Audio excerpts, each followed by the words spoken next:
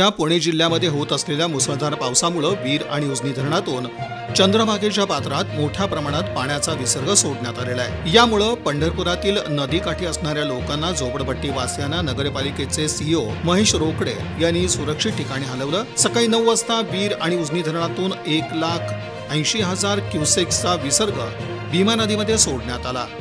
हे पाणी पंढरपूरमध्ये पोहोचलं। दरम्यान अंबाबाई पटांगण, व्यास नारायण झोपडपट्टी येथील पूरग्रस्तांना जेवण, पाणी, नाश्ता, राहण्याची सोय पंढरपूरचे माजी नगराध्यक्ष लक्ष्मणभाऊ शिरसाट यांच्या वतीनं करण्यात येत आहे। पूरपरिस्थिती निर्माण झालेल्या घरोघरी जाऊन माजी नगराध्यक्ष विक्रम भैया शिरसाट यांनी पूरग्रस्तांना सुरक्षित ठिकाणी घरातून बाहेर निघण्याचं आवाहन केलं। पंढरपूरमध्ये देवदर्शनासाठी येणाऱ्या भाविकांनी पाण्यात जाऊ नये। सध्या भीमा नदीच्या पात्रातून मोठ्या प्रमाणात पाण्याचा विसर्ग वाहत असून भाविकांनी पाण्यामध्ये उतरू नये असं आवाहन नगरपालिकेच्या वतीनं करण्यात आलंय। या प्रसंगी नगरपालिकेचे सीईओ महेश रोकडे, तहसीलदार यांनी नागरिकांना सतर्क राहण्याचं आवाहन केलं आहे।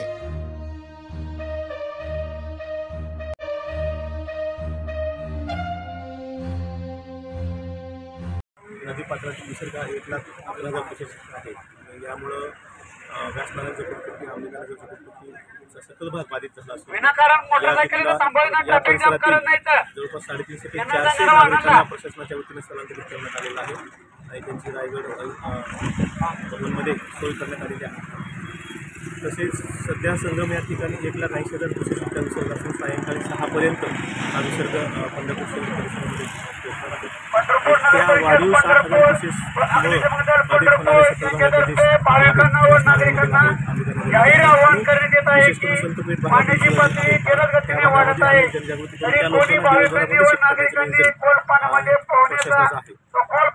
जेणेकरून सायंकाळी त्या भागातील लोकांना त्रास होणार। भाविकांनी रोडवर पुलावरून जाताना ट्रॅफिकला अडचण होईल असं काही वागणे कृत्य करू नये।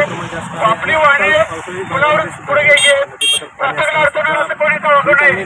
आपली वाहने पुढे चालत राहायचं, कोणी पुलावर थांबू नये।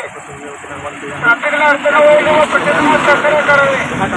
सर्व घाट आपण बॅरिकेड्स लावून बंद केले जेणेकरून नदीपात्रातून उतरणार नाही आणि रिक्षाच्या मार्फत आपण पूर्ण दिवसभर नागरिकांना पाण्याची धोकादायक पातळी आणि त्यावर जनजागृती करतो आणि नदीपात्रात उतरू नये।